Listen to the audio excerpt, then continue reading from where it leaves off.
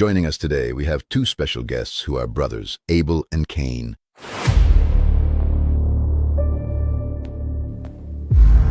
Let's take a closer look at their daily lives.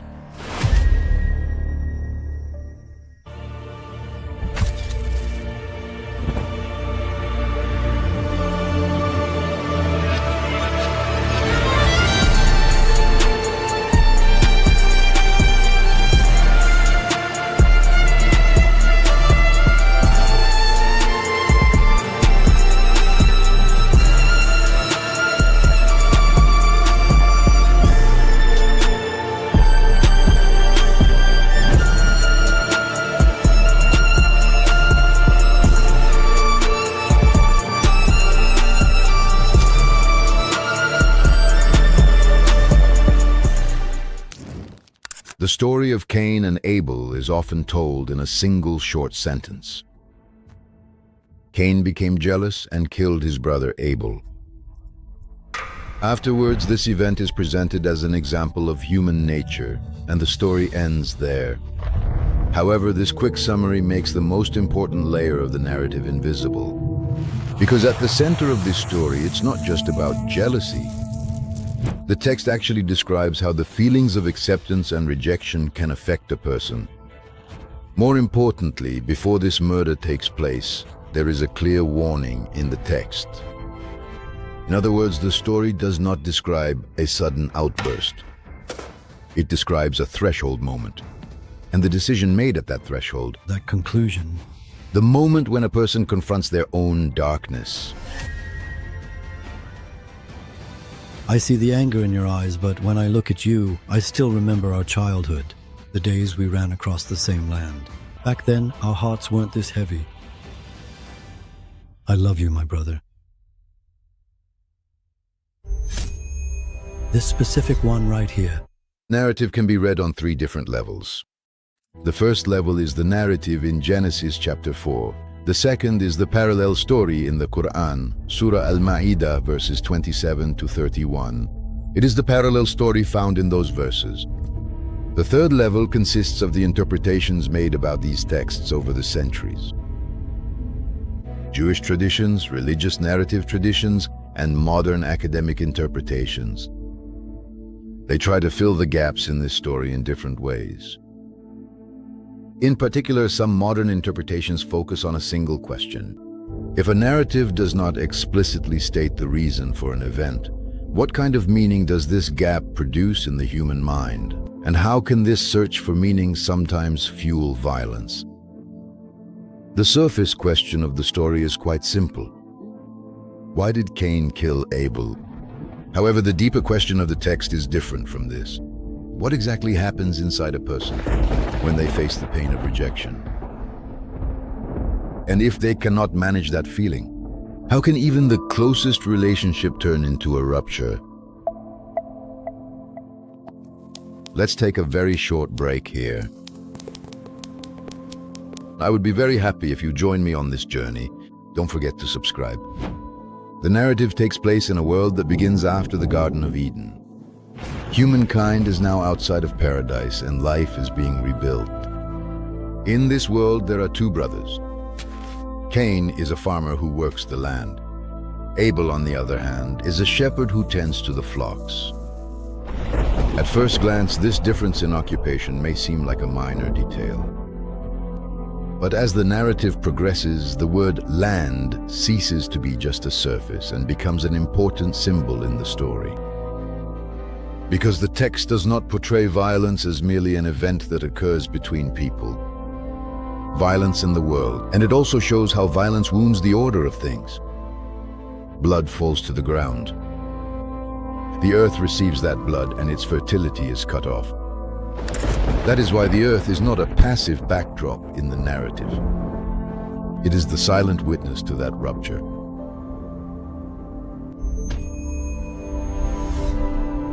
After a while, the two brothers bring offerings to God. Cain offers a sacrifice from the fruits of the earth. Abel, on the other hand, brings the firstborn of his flock and the choicest portions. There is an interesting detail in the narration of the text. Abel's offering is described in detail, but Cain's offering is not explained with the same detail. This small difference has attracted the attention of commentators for centuries. Some say the issue lies in the quality of the offering. Some focus on the matter of intention. Others think that the narrative deliberately leaves a gap. The text does not give a definite reason, but the outcome is clear. God turns toward Abel's offering, but he does not turn toward Cain's. At this very point, a very important emotion becomes visible in the story. The text says that Cain's face fell. No act of violence has occurred yet, but the inattention created by rejection becomes central to the narrative. God asks Cain, "Why are you angry and why has your face fallen?" Then he says the following, "If you do what is right, will your face not be lifted? But if you do not do what is right, sin is crouching at the door. Its desire is for you, but you can exercise complete control over it." These words form the most critical point of the story, because at this point, the narrative does not present Cain as a figure of pure evil. On the contrary, it gives him a space for choice. The text emphasizes this. Anger and jealousy are emotions, but how these emotions turn into actions depends on a person's will. In other words, violence is not inevitable. However, from this point on, the story moves forward with a very brief sentence. The text simply says this: Abel spoke with his brother. The content of the conversation is not described, and then the narrative moves directly to the murder that takes place in the field.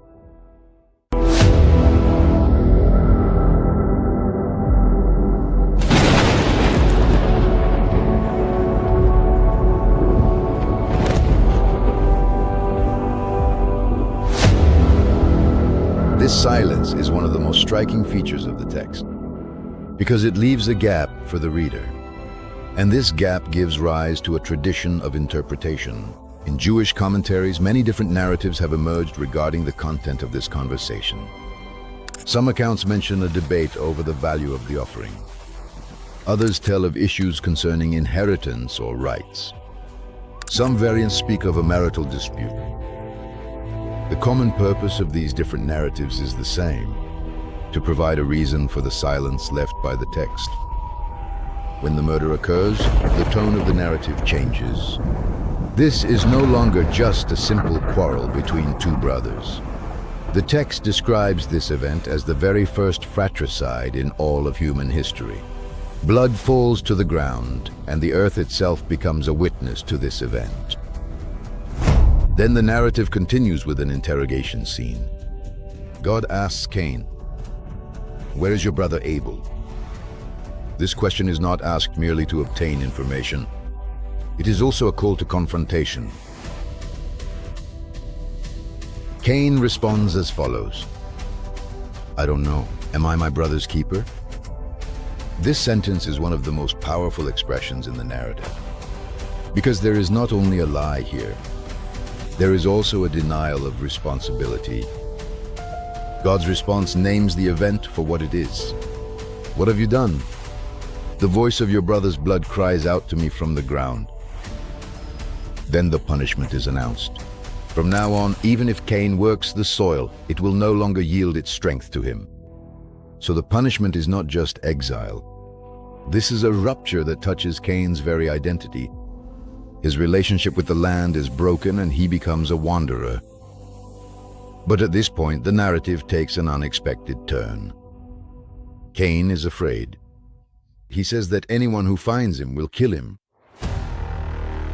But God puts a mark on him and declares that anyone who kills him will suffer vengeance sevenfold. The text does not explain what this mark is, but its meaning is clear. Cain is punished, but at the same time he is protected. According to many commentators, the purpose of this decision is clear: to break the chain of vengeance right from the start. Because if one murder leads to another, violence quickly plunges society into an endless cycle of revenge.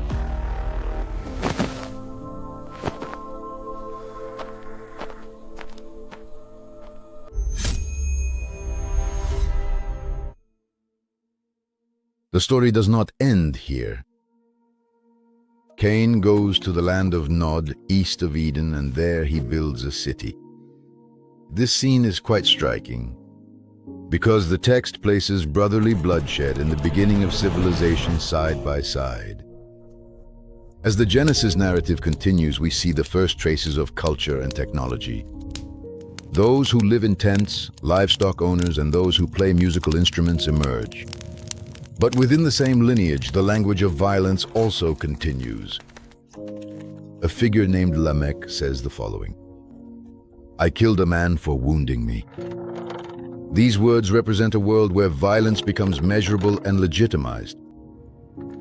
The parallel narrative in the Quran also conveys a similar rupture.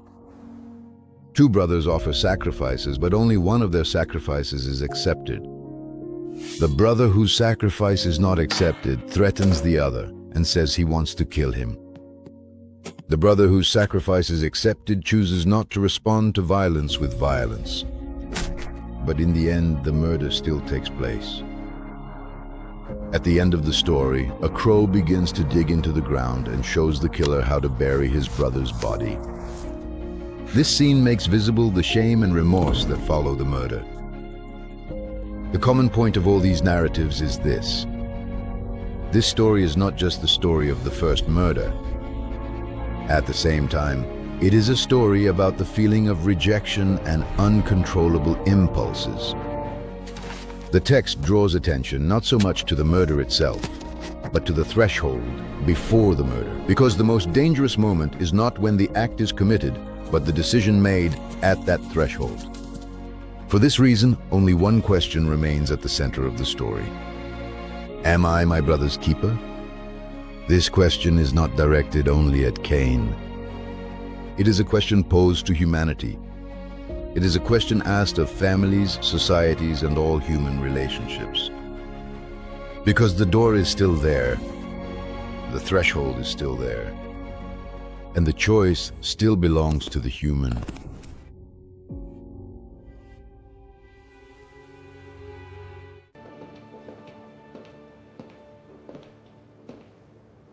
Here I am building a small but beautiful community.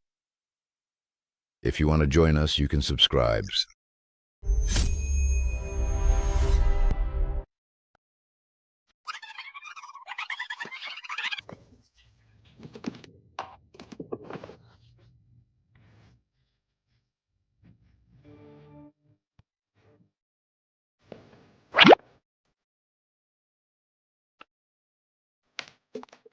Wait a minute. Hey, that's my delicious food. What is going on here? What is happening over there right now? Action.